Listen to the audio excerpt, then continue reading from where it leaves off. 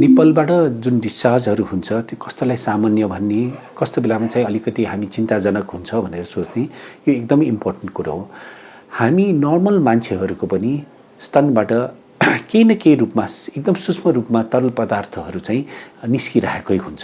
किनभने यसले के गर्छ त भन्दाखेरि दुधको नलीहरूलाई चाहिँ खुल्ला राख्नलाई मद्दत गरिदिन्छ।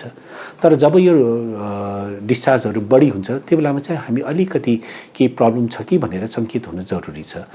प्रायः जस्तो तरल पदार्थ भनेको एकदम पानी जस्तो, एकदम कहिलेकाहीँ अलिकति लाइट पहेँलो यिनीहरू हुन सक्छन्। त्यस्तो बेलामा हामी डराउनु पर्दैन हैन। त्यस्तो बेलामा चाहिँ रेगुलर चेकअप गराए पुगिहाल्छ। तर जब पनि यो तरल पदार्थहरू यसको रङ परिवर्तन हुन्छ, जस्तै कालो हुन्छ हैन, कहिलेकाहीँ रगतको रङ जस्तो हुन्छ, कहिलेकाहीँ पिप जस्तो आउँछ हैन, त्यस्तो बेलामा चाहिँ एकचोटि झन् डाक्टरसँग परामर्श गर्नु राम्रो हो।